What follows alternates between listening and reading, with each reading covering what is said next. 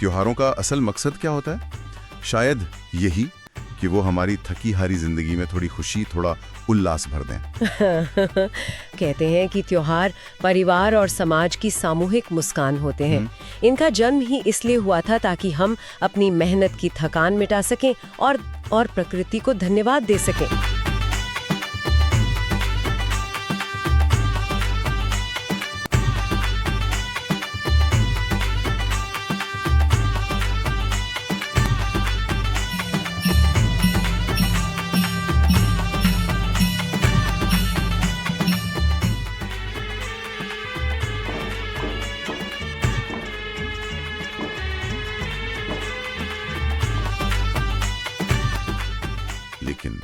लेकिन अगर खुशी के नाम पर उत्सव अपना रास्ता भटक जाए, अगर उल्लास की जगह हुड़दंग, नशे और अंधविश्वास ने ले ली हो, तो वो होली के त्योहार को लेकर कुछ ऐसे ही परेशान करने वाले सवाल उठाते हैं। उस असली होली को खोजने की कोशिश करेंगे जो कहीं खो गई है, और देखेंगे कि उसकी जगह आज किसने ले ली है। बिल्कुल, ये एक तरह की पड़ताल है। इन स्रोतों का नजरिया काफी आलोचनात्मक है और वो हमें होली की एक ऐसी तस्वीर दिखाते हैं जो शायद हम देखना नहीं चाहते। हमें उस लोक पर्व की जड़ों तक ले जाते हैं। हाँ, जो प्रकृति से जुड़ा था, जो प्रकृति और इंसान के रिश्ते का जश्न था। और फिर दिखाते हैं कि कैसे आज का उत्सव उस जड़ से पूरी तरह कट चुका है। तो चलिए इस फर्क को समझने की कोशिश करते हैं। तो शुरुआत उस होली से करते हैं जो अब सिर्फ यादों में या शायद इन दस्तावेजों में ही जिंदा है। ये गांव के उस होली का जिक्र करते हैं जो फसल कटने की खुशी से जुड़ी थी। मतलब ये मेहनत का, समृद्धि का और समुदाय का उत्सव था। और उसकी खूबसूरती उसकी सादगी में थी। आज के केमिकल वाले रंगों की तो कोई कल्पना भी नहीं कर सकता था। कैसे पलाश के पेड़ों पर लगे सिंदूरी फूलों को पानी में उबाला जाता था। अच्छा। और उससे प्राकृतिक खुशबूदार रंग तैयार होता था। जब वो रंग एक दूसरे पर डाला जाता था तो नदियां तक उस रंग में रंग जाती थीं। वो प्रकृति का उत्सव था, प्रकृति के साथ। ये सिर्फ एक लाइन नहीं है, ये उस पूरे माहौल को जिंदा कर देती है। इसका मतलब है कि वो दिखावे का जश्न नहीं था, वो उन मेहनतकश किसानों और मजदूरों की सच्ची खुशी थी जो अपनी फसल देखकर नाचते गाते थे। वहां कोई अमीर गरीब नहीं था, सब एक साथ थे। और यहीं पर सबसे बड़ा सवाल उठता है जिसका जवाब ये स्रोत देने की कोशिश करते हैं। अगर वो होली इतनी सच्ची और खूबसूरत थी तो आज हम यहाँ तक कैसे पहुँचे? इन दस्तावेजों के मुताबिक ये बदलाव धीरे धीरे आया। पहले जिसे ये समाज के निठल्ले वर्ग कहते हैं, यानी वो लोग जिनके पास काम धंधा नहीं था, उन्होंने इस त्योहार को हुड़दंग का जरिया बना लिया। और फिर जैसे जैसे शहर बढ़े, लुटेरे बाजार ने इस पर कब्जा कर लिया। मतलब जो चीज सबकी थी वो बाजार की चीज बन गई। बिल्कुल, त्योहार एक इवेंट बन गया, सामूहिकता की जगह उपभोग ने ले ली। अब होली मनाने से ज्यादा जरूरी होली पर खर्च करना हो गया। पिचकारियां, रंग, कपड़े, मिठाइयां, सब कुछ बाजार तय करने लगा। और संस्कृति की जगह प्रदर्शन ने ले ली। हाँ, और पलाश के फूलों की जगह चीन से आए हानिकारक केमिकल वाले रंगों ने ले ली, जो आपकी त्वचा, आंखों और यहाँ तक कि नदियों और मिट्टी के लिए भी जहर है। तो जो उत्सव प्रकृति को धन्यवाद देने के लिए था, वो उसी प्रकृति पर हमला करने लगा। पलाश के फूलों से रंग बनाने की जगह अब हम उन पेड़ों को ही जलाने लगे हैं। और ये मुझे अगले मुद्दे पर लाता है जो शायद इन स्रोतों का सबसे गंभीर आरोप है, होलिका दहन। जब मैंने इन दस्तावेजों में इसके लिए इस्तेमाल हुआ वाक्यांश पढ़ा, हरे सोने की होली, तो मैं सच में चौंक गया। ये एक बहुत ही शक्तिशाली तरीका है ये बताने का कि हम असल में क्या जला रहे हैं। ये हरा सोना हमारे जंगल हैं, हमारे पेड़ हैं। इन दस्तावेजों में जो तस्वीर खींची गई है वो बहुत डरावनी है। वो बताते हैं कि कैसे होली से हफ्तों पहले से ही पेड़ काटने का सिलसिला शुरू हो जाता है। शहर की हर गली, हर नुक्कड़ पर होलिका दहन के नाम पर लकड़ियों के ढेर लग जाते हैं। और ये सिर्फ सूखी लकड़ियां तो नहीं होती होंगी? नहीं, बिल्कुल नहीं। इसमें ताजे कटे हरे भरे पेड़ भी होते हैं।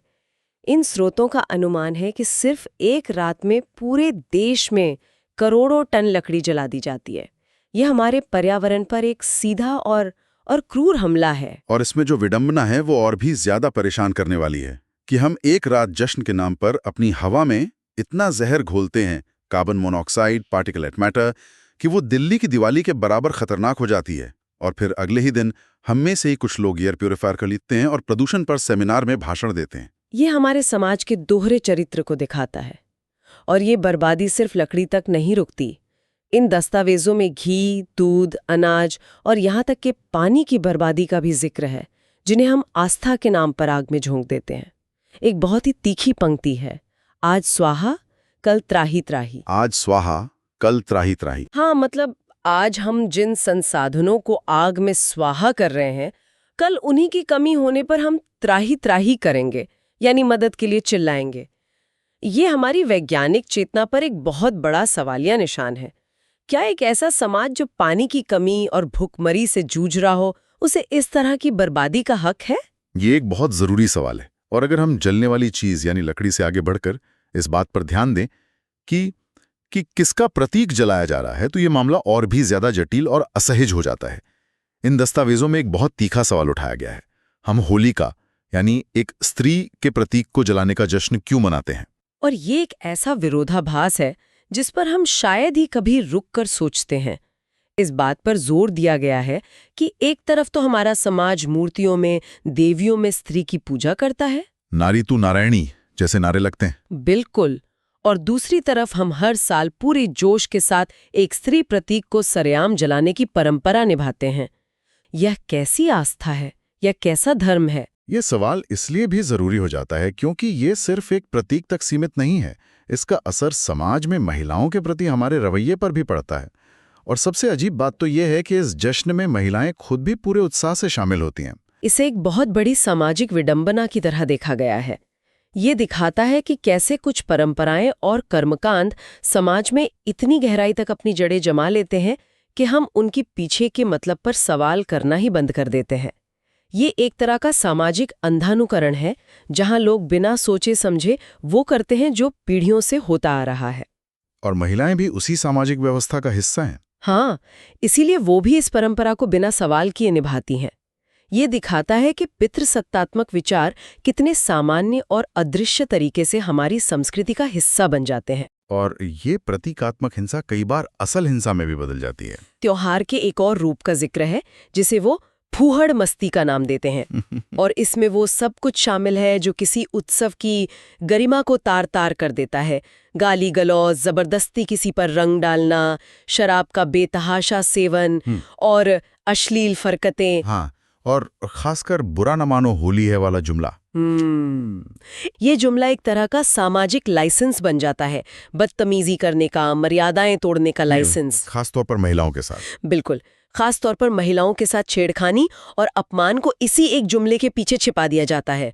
जबरदस्ती रंग लगाना, गलत तरीके से छूना, भद्दे कमेंट्स करना, ये सब मस्ती के नाम पर सामान्य मान लिया जाता है। वो बताते हैं कि हर साल होली के आसपास अस्पतालों में लड़ाई झगड़े और सड़क हादसों के मामले बढ़ जाते हैं, जिनमें से ज्यादातर शराब के नशे की वजह से होते हैं।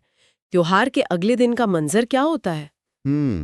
सड़कें गंदी, नालियां जाम। हाँ, सड़कें केमिकल वाले रंगों और कचरे से भरी होती हैं, नालियां जाम होती हैं, घर अस्त व्यस्त होते हैं और सबसे बढ़कर समाज थका हुआ और बिखरा हुआ महसूस करता है। ये उल्लास नहीं, ये थकावट है। क्या ये सभ्य समाज है या भीड़ की अराजकता? तो अगर हम इन सब बातों को एक साथ रखकर देखें तो ये स्रोत हमें होली के दो बिल्कुल अलग अलग चेहरे दिखा रहे हैं। एक चेहरा उस लोक पर्व का है जो प्रकृति, फसल और समुदाय का उत्सव था, सरल, सुंदर और सच्चा।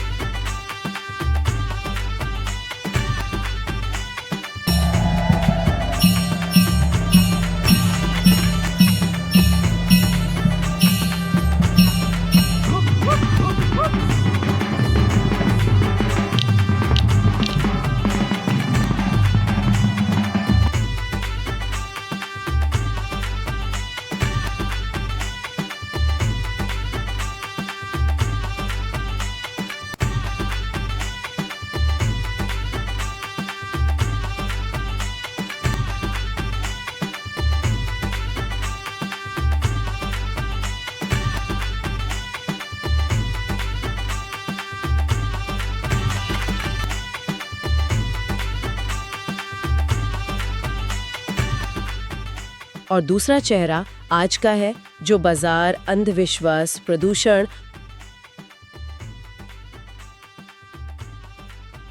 और हुड़दंग का शिकार हो चुका है। लेकिन यहाँ दिलचस्प बात यह है कि इन आलोचनाओं के बावजूद त्योहार को पूरी तरह से खारिज करने या छोड़ने की बात नहीं करते। अच्छा। हाँ, उनका सुझाव बहुत शक्तिशाली और सकारात्मक है। वो कहते हैं कि हम होली जलाएं, पर परंपरा की नहीं, बल्कि उस परंपरा में घुस आई विकृति की होली। इसका क्या मतलब है? इसका मतलब है कि हम उन चीजों को जलाएं जो हमारे समाज को खोखला कर रही हैं। हमें जलाना चाहिए नशे को, जो हमारे युवाओं को बर्बाद कर रहा है। हमें जलानी चाहिए हिंसा, जो त्योहार को डर का माहौल बना देती है। और स्त्री अपमान की मानसिकता को भी। बिल्कुल, हमें जलाना चाहिए स्त्री अपमान की मानसिकता को, जो बुरा ना मानो होली है की आड़ में छिप जाती है। और हमें जलाना चाहिए उस अंधविश्वास को, जो हमें अपने ही पर्यावरण का दुश्मन बना देता है। और बचाने के लिए भी एक सूची है। बिल्कुल, हमें बचाना चाहिए पेड़ों को, यानी हमारे हरे सोने को। हमें बचाना चाहिए पानी को, जिसकी हर बूंद कीमती है। हमें बचानी चाहिए प्रकृति को, जिसके बिना हमारा कोई अस्तित्व नहीं है। और सबसे बढ़कर मानवता को। हाँ, और सबसे बढ़कर हमें बचानी चाहिए मानवता को, यानी आपसी सम्मान, प्रेम और भाईचारे को, जो किसी भी त्योहार की असली आत्मा होती है। ये त्योहार के मूल विचार को फिर से जिंदा करने का एक आह्वान है। मतलब त्योहार को खत्म करने के बजाय उसके असली मतलब को फिर से जिंदा करना। ये एक बहुत ही सकारात्मक और शक्तिशाली नजरिया है। राजस्थान के उस खेजड़ली आंदोलन की, मतलब इतिहास की किताबों में हम सब ने अमृता देवी और 1730 के उस बलिदान के बारे में जरूर पढ़ा है। हाँ, पढ़ा तो है। लेकिन आज हम इसे सिर्फ एक पुराने इतिहास के पन्ने की तरह नहीं देख रहे हैं। बिल्कुल नहीं। बल्कि इसे एक बहुत ही मॉडर्न और कह सकते हैं उलझे हुए विरोधाभास के नजरिए से गहराई से समझने की कोशिश करेंगे। क्योंकि जब हम उस घटना को आज के डेवलपमेंट और ग्रीन एनर्जी के लेंस से देखते ना, तो वो 300 साल पुरानी कहानी अचानक आज के सवालों से टकराती है। मतलब 1730 में जोधपुर रियासत के सैनिकों ने महल बनाने के लिए जो खेजड़ी के पेड़ काटने की कोशिश की थी, और वही पेड़ आज हम सोलर पार्क बनाने के लिए काट रहे हैं। यही बात सबसे ज्यादा सोचने पर मजबूर करती है। उस वक्त 363 लोगों ने अपनी जान दे दी थी पेड़ों के लिए। और अमृता देवी का वो मशहूर वाक्य, सर सांते रुख रहे तो भी सस्तो जान। हाँ, यानी सिर कटने के बाद भी अगर पेड़ बच जाए तो सौदा सस्ता है। ये सिर्फ कोई भावुक नारा नहीं था, इसके पीछे एक बहुत गहरी समझ थी। वो लोग जानते थे कि खेजड़ी का पेड़ उस रेगिस्तान के लिए असल में मायने क्या रखता है। बिल्कुल।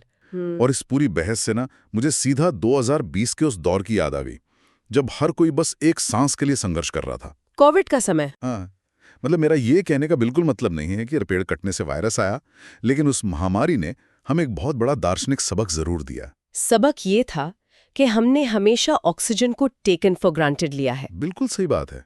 जब जंगलों का दायरा सिकुड़ता है तो पूरा इकोलॉजिकल बैलेंस बिगड़ता है। कोविड के समय अस्पतालों के बाहर जब लोग ऑक्सीजन सिलेंडर के लिए कतारों में खड़े थे, तो ये एक भयानक एहसास था कि इंसान अब मशीनों से सांस खरीदने पर मजबूर हो गया है। हमें प्रकृति को एक कमोडिटी समझना बंद करना होगा। नहीं है? बिल्कुल। प्रकृति फेफड़ों को बचाना कोई एहसान नहीं है, बल्कि अपना ही अस्तित्व बचाने की लड़ाई है। और इसी सोच के साथ हमें आगे बढ़ना चाहिए। अगली बार जब कहीं कोई पेड़ नजर आए तो उसे महज लकड़ी ना समझे, उसे अपनी सांस समझे। सही कहा। क्योंकि अगर हम सिर्फ कंक्रीट और मशीनों को प्रगति मानते रहे तो वो दिन दूर नहीं जब घर से बाहर कदम रखने के लिए भी किसी कॉर्पोरेट कंपनी से मासिक ऑक्सीजन सब्सक्रिप्शन खरीदना पड़ेगा। जो सोचने पर मजबूर करता है। होली मनाइए, पर प्रकृति के साथ खिलवाड़ करके नहीं, बल्कि प्रकृति के साथ मिलकर। रंग लगाइए, पर जबरदस्ती और अपमान से नहीं, बल्कि सम्मान और सहमति से। उत्सव मनाइए, पर विवेक खोकर नहीं, बल्कि विवेक के साथ। अंतिम विचार हम यहीं छोड़ सकते हैं कि एक पंक्ति है, हरे सोने की होली यूं मत जलाओ। ये पंक्ति सिर्फ एक त्योहार के लिए नहीं है, ये उन सभी परंपराओं और रीति रिवाजों के लिए एक सवाल है जिनकी आज के समय में आज की ज़रूरतों के हिसाब से समीक्षा की जानी चाहिए। क्या हमारी परंपराएं हमें बेहतर इंसान बना रही हैं या हमें पीछे ले जा रही हैं? सोचने वाली बात है।